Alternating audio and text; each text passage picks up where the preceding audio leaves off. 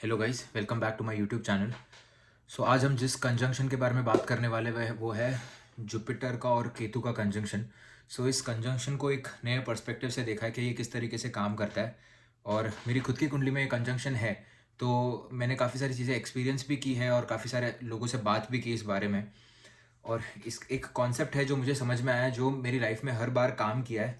और ऐसे कुछ लोग हैं जिनको मैंने ये कॉन्सेप्ट यूज़ करने के लिए बोला और उन्होंने ये यूज़ किया, और तभी भी ये काफ़ी ज़्यादा काम आया है।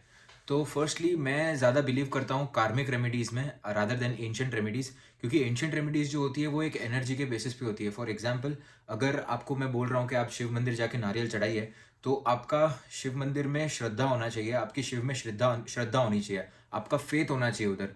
और आपका वो जो समर्पण करने का भाव है वो बहुत ज़्यादा हाई होना चाहिए। अगर आपकी वो एनर्जी उतनी स्ट्रांग नहीं है तो वो उतना काम नहीं कर पाएगा। But at the same time, अगर आपको किसी चीज़ की हैबिट लग जाए करने की, फॉर एग्जाम्पल आपने डिसाइड कर लिया कि आप रोज़ सुबह उठ के 50 पुशअप मारोगे, और अगर आपने वो डिसाइड कर लिया कि मैं आज 50 पुशअप्स मारूंगा, तो आप वो, भले आपको इंटरेस्ट हो करने का या नहीं हो करने का, पर अगर आप डिसिप्लिन से रोज़ सवेरे उठ के 50 पुशअप मारोगे, तो आपकी बॉडी में उस चीज़ का फ़र्क दिख कर आएगा।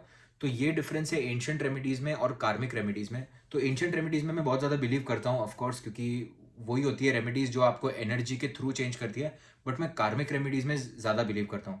तो पहले ये वीडियो को 3 पार्ट में डिवाइड किया हुआ है। फर्स्ट में हम समझेंगे जुपिटर क्या है, सेकंड में हम समझेंगे केतु क्या है, और थर्ड में हम समझेंगे कि कंजंक्शन क्या कर सकता है और इसको प्रैक्टिकलिटी में लाइफ में कैसे लाया जाए।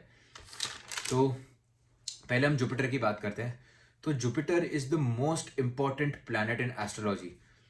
ऐसे मैं इसको प्लेस करने के लिए नहीं बोल रहा हूँ हायरार्किकल वे में कि जुपिटर सबसे इंपॉर्टेंट है, सैटर्न इंपॉर्टेंट नहीं है, ऐसे नहीं। But in general perspective Jupiter is the most important planet, because वो आपकी लाइफ के 80% चीज़ों को रूल करते हैं। बृहस्पति देव कुंडली में अगर बृहस्पति देव जुपिटर अगर पॉजिटिव हो, तो आपकी लाइफ में बाकी कितनी भी चीज़ें कुंडली में नेगेटिव हो, अगर सन मून और बृहस्पति ये तीनों अगर ठीक ठाक पोजिशन में बैठे हो, तो आपकी लाइफ निकल जाती है और काफ़ी अच्छी निकल सकती है।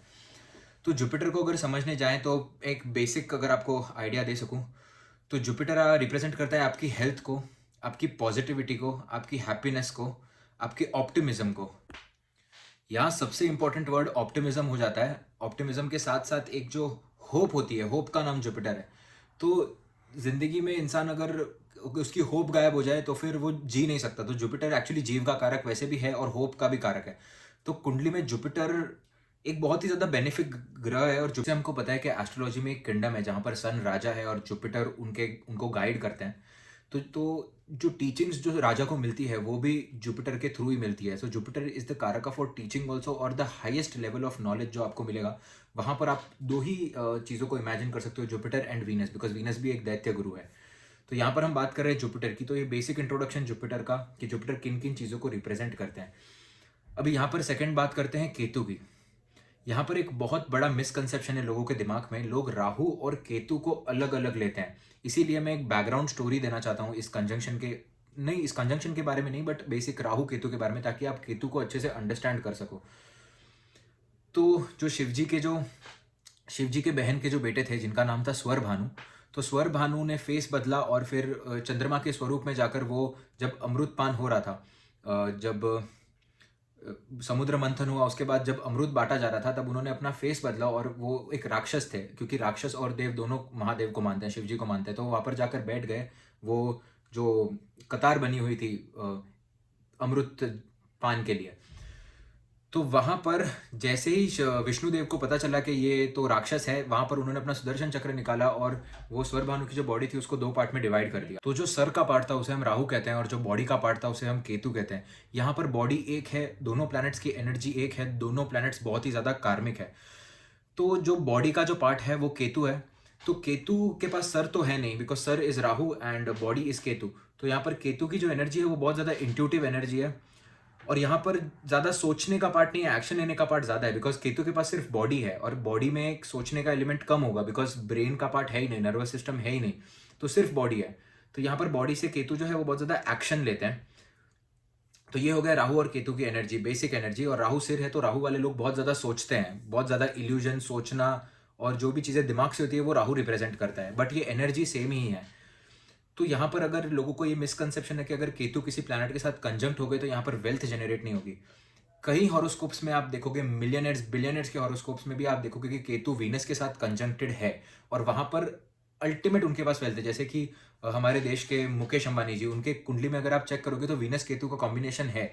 तो केतु और राहु की एनर्जी काफी ज्यादा सिमिलर है, और केतु भी उसी कदर का धन धन दे सकते हैं, उतनी उसी कदर की शोहरत भी दे सकते हैं, फेम दे सकते हैं जो राहु दे सकते हैं।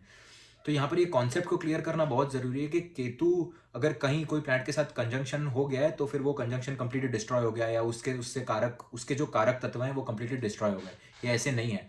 केतु भी जिन प्लैनेट के साथ कंजंक्ट होता है वहां पर उसकी एबिलिटी भी बढ़ा सकता है। अभी डिपेंड करता है कि वो केतु जुपिटर का कंजंक्शन है या जुपिटर केतु का कंजंक्शन है, किस चीज की एस्पेक्ट है, नक्षत्र कौन सा है, नक्षत्र के स्वामी कौन से, उप नक्षत्र के स्वामी कौन से, एस्पेक्ट्स किसकी है, और डिग्रीज क्या है। इन चीजों की degree is the most important year. और वो कौन से चार्ट में फिर से D9 में बन रहा है फिर से, और कौन से डिफरेंट टाइप्स ऑफ चार्ट्स में किस तरीके से वो ऑपरेट करता है, उसको करने के बाद आप एक निष्कर्ष पे आ सकते हो। उसके पहले you can not say that this combination is going to take away wealth from you. So ये एक बहुत बड़ा भ्रम है। तो जो जुपिटर केतु का जो कॉम्बिनेशन है, ये एक स्ट्रॉन्ग इंडिकेशन है स्पिरिचुअलिटी का, बिकॉज यहाँ पर डिटैचमेंट जो है वो एक बहुत बड़ा फैक्टर बन जाता है। यहाँ पर बार बार आने का, लाइफ से डिटैचमेंट होना, और जुपिटर की कुछ चीज़ों से डिटैचमेंट होता है। बट ये कॉम्बिनेशन के काफ़ी सारे पॉजिटिव्स भी हैं। जैसे एक पॉजिटिव ये है कि ये सोसाइटी को बहुत ज़्यादा अच्छे से गाइड कर सकते हैं। अगर सोसाइटी में, जैसे सोशल लाइफ में किसी को कोई दिक्कत हो रही है, लाइफ समझ नहीं आ रही, कोई डिप्रेशन में, तो ये ऐसे लोग जिनके पास जुपिटर केतु का कॉम्बिनेशन है, यहाँ पर इनके पास आप समझ लीजिए कि एक तरीके की शक्तियां होती है, एक तरीके की इतनी अच्छी इंट्यूटिव पावर होती है कि ये उस इंसान को समझकर समझा सकते हैं। इसका रीजन ये है कि केतु डिफाइन करता है नॉन सेटिस्फैक्शन, जैसे मैं पहले बता चुका हूं, और जुपिटर डिफाइन करता है नॉलेज को। तो ये कितना भी नॉलेज गेन कर ले, हमेशा नॉन सेटिस्फाइड, डिससेटिस्फैक्शन रहता है इनको हमेशा जीवन में। तो ये और ज्यादा नॉलेज गेन करने का ट्राई करते हैं, और ज्यादा समझने का ट्राई करते हैं, और ये एक ऐसी चरम सीमा पे आ जाता है जहां इनको ऐसे लगता है कि ये सब कुछ समझ चुके हैं, और इनको काफी हद तक काफी नॉलेज होता है हर चीज का। तो इस वजह से जब भी इनके पास कोई प्रॉब्लम लेकर आता है, इनके पास उस प्रॉब्लम का सल्यूशन होता है, उस प्रॉब्लम को देखने का एक नजरिया होता है। ये इसकी एक पॉजिटिव बात है। तो ये सोशली बहुत ज्यादा लोगों को हेल्प कर सकते हैं ग्रो करने में। अगर हम यहाँ लड़कियों की बात करें, लेडीज की बात करें, तो जुपिटर इज द कारक ऑफ और husband in the chart. Jupiter Ketu का कॉम्बिनेशन ये बताता है कि कहीं ना कहीं हस्बैंड के साथ कुछ ना कुछ बहुत ही इंटेंस कार्मिक रिलेशन है यहाँ पर। और यहाँ पर जुपिटर केतु वाले, जैसे मैंने बताया, बहुत ज़्यादा नॉलेज गेन कर लेते हैं, तो उनकी एक स्पेसिफिक चीज़ उनके दिमाग में बन जाती है। एक स्पेसिफिक उनका एक पर्सनालिटी होता है कि मुझे ऐसा ही स्पाउस चाहिए, उसके अंदर यही होना चाहिए, यही रंग होना चाहिए, इतना वो प्रैक्टिकल होना चाहिए, ये जॉब सेक्टर में होना चाहिए। तो उनके लिए बहुत ज़्यादा डिफिकल्ट हो जाता है फाइंड करना एक पार्टनर को, बिकॉज उनके दिमाग में ऑलरेडी एक इमेज बनी हुई है उनके नॉलेज के हिसाब से कि ऐसा ही होना चाहिए। तो desire for the perfect partner here is not good. इनको लाइफ के सिचुएशन के साथ थोड़ा एडजस्ट करना सीखना चाहिए। दूसरी बात, जुपिटर जैसे मैंने बताया 80% चीज़ों को आपको गवर्न करता है। चाइल्ड बर्थ एक बहुत ही बड़ा पार्ट है जुपिटर के सिग्निफिकेशंस में। चाइल्ड बर्थ के बाद ऐसे कॉम्बिनेशंस में, जुपिटर केतु वाले कॉम्बिनेशन के लोगों में यहाँ पर बहुत ड्रास्टिक चेंज देखने मिलता है। या तो वो कंप्लीटली स्पिरिचुअलिटी की तरफ बढ़ जाते हैं, या तो वो अपना प्रोफेशन चेंज कर लेते हैं, घर से दूर जाते हैं। कुछ ना कुछ मेजर चेंजेस होंगे आपके लाइफ में आफ्टर द चाइल्ड बर्थ। अगर ये कंजंक्शन वाटर साइंस में हो रहा है तो यहाँ पर इंट्यूशन की पावर जो है वो और भी ज़्यादा बढ़ जाएगी। इंट्यूशन वैसे ही इन लोग में हाई होगा, बट अगर वाटर साइंस में हो गया तो intuition will be on the next level. एक और बात ये कंजंक्शन में देखने की ये है कि ये लोग जो भी बोलेंगे वो सत्य होगा। फॉर एग्जाम्पल, इन्होंने किसी को कुछ मजाक में भी अगर बोल दिया, किसी को कर्स कर दिया, या किसी को ब्लेसिंग दे दी, तो वो ब्लेसिंग या कर्स है वो जो नॉर्मल लोग की दुआ बदुआ लगती है उससे 10 to 15 टाइम्स फास्टर होगी, बिकॉज ये कॉम्बिनेशन उसी तरीके से काम करता है। इनके लाइफ का थीम होना चाहिए फॉरगिव एंड फॉरगेट। अगर ये फॉरगिव नहीं करेंगे, अगर ये चीज़ों को पकड़ के रखेंगे, चीज़ों को स्टोर करेंगे, तो फिर ऐसे बिल्कुल भी इनकी लाइफ में हैप्पीनेस नहीं आ पाएगी। बिकॉज केतु और स्टोरेज का कुछ लेना देना नहीं है। केतु मतलब डिटैचमेंट, केतु मतलब गिविंग, केतु मतलब चीज़ों को देना। तो यहाँ पर बहुत ज़्यादा इंपॉर्टेंट है कि ये चीज़ों को दें, और जो भी फॉरगिव करें और उस चीज़ से आगे बढ़ें। फीलिंग ऑफ डिटैचमेंट हमेशा रहती है यहाँ पर इनके जीवन में कि मुझे ये नहीं मिल पा रहा है, मुझे वो नहीं मिल पा रहा है। तो यहाँ पर अगर आप भृगुनंदी नाड़ी को थोड़ा सा स्टडी करने की कोशिश करेंगे, तो भृगुनंदी नाड़ी के अंदर ये एक है कि आप जो हाउस है, आप एक हाउस का सिग्निफिकेशन पकड़ो। अगर आपको जो प्लैनेट परेशान कर रहा है, आपके प्लैनेट में जो, आपके कुंडली में जो प्लैनेट आपको आपकी चीज़ों को सही से नहीं होने दे रहा है, उन प्लैनेट के कारक तत्व को पकड़ के वो काम आप पहले कर दीजिए, ताकि जो प्लैनेट की जो एनर्जी है वो उसी काम में लग जाए, और फिर आप बाकी काम सही से कर सको। शायद ये सुनने में थोड़ा ऑड लगता होगा या समझ नहीं आया, तो मैं फॉर एक एग्जांपल देना चाहूँगा। मार्स एग्रेशन है, मार्स आपकी कुंडली में गर्म खून जिसे कहते हैं, मार्स वो होता है। तो अगर किसी की कुंडली में मार्स बहुत ज़्यादा स्ट्रांग है, तो फिर वो लड़ाई झगड़ा करेगा बाहर जाकर, या फिर वो एग्रेशन उसका काफ़ी ज़्यादा रहेगा। बट वही मार्स की एनर्जी अगर वो एक्सरसाइज में लगा दे, योगा में लगा दे, और या तो मार्स की चीज़ों में लगा दे, ज़मीन से जुड़ा काम करने लग जाए, तो मार्स की एनर्जी उधर यूटिलाइज हो गई। तो फिर मार्स के पास नेगेटिव एनर्जी देने के लिए फिर बाद में स्पेस नहीं बचेगी वो हाउस में। तो इसी तरीके से अगर आप इस कॉम्बिनेशन को स्टडी करने जाएं, तो जुपिटर और केतु का कॉम्बिनेशन, जुपिटर और केतु के कॉम्बिनेशन वाले लोग अगर जीवन में एक्सपेक्ट ना करें, फॉर एग्जांपल वो कुछ दे देते हैं और फिर वो उस चीज़ की उम्मीद ही ना रखें, काम कर ले पर उम्मीद ही ना रखें, मतलब जीरो, इनको एक्सपेक्टेशंस अगर बिल्कुल भी ना रखें, तो ये लोग जिस स्पीड से ग्रोथ होंगी, जिस स्पीड से इनकी ग्रोथ होगी वो बहुत ज़्यादा होगी। बिकॉज यहाँ पर उन्होंने केतु जो था उसका कारक तत्व उसको पकड़ लिया, डिटैच हो गए, पहले ही कर्म किया और डिटैच हो गए, कर्म किया और डिटैच हो गए। और जिस तरीके से वो लोग डिटैच हो रहे हैं बार बार, उसके वजह से फिर चीज़ें और ज़्यादा बेटर होती जाएगी इनकी लाइफ में। तो ये एक बहुत ज़्यादा कार्मिक रेमेडी है। ये मैंने बहुत बार मेरी लाइफ में देखा हुआ है कि कुछ चीज़ अगर नहीं मिल रही है, जितना मैं उस चीज़ के लिए ट्राई करता हूँ वो चीज़ दूर भागते जाती है। बट जिस दिन उस चीज़ की चाह छोड़ दी, उसके बाद वो चीज़ अपने आप मिलने लगती है और उससे कहीं ज़्यादा क्वांटिटी में मिलती है। क्योंकि आप देखो यहाँ पर उस राहु का भी एस्पेक्ट है जुपिटर पे, तो वो चीज़ों को वैसे भी बढ़ाने वाले हैं। जैसे मैंने पहले ही बताया था कि एनर्जी सेम है। तो ये फर्स्ट रेमेडी जो मैं इस कंजंक्शन के लिए बताना चाह रहा हूँ कि आप काम करो और आप एक्सपेक्ट ही मत करो कुछ भी। अगर आप एक्सपेक्टेशन को खत्म कर दोगे तो ये कॉम्बिनेशन बहुत अच्छे से काम करना शुरू हो जाएगा।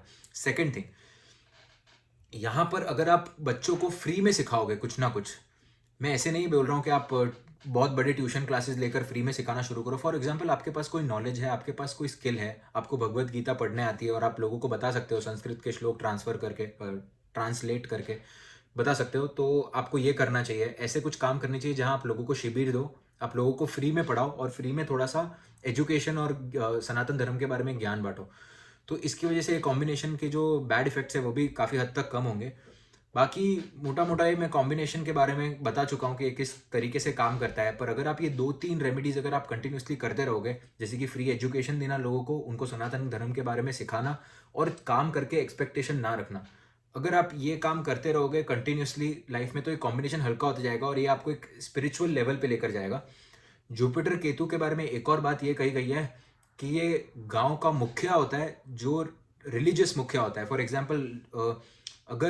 फॉर एग्जाम्पल मंदिर के सबसे बड़े पंडित, ऐसा कहा गया है लाल किताब में कि जुपिटर केतु का कॉम्बिनेशन वाले मंदिर के सबसे बड़े पंडित हैं।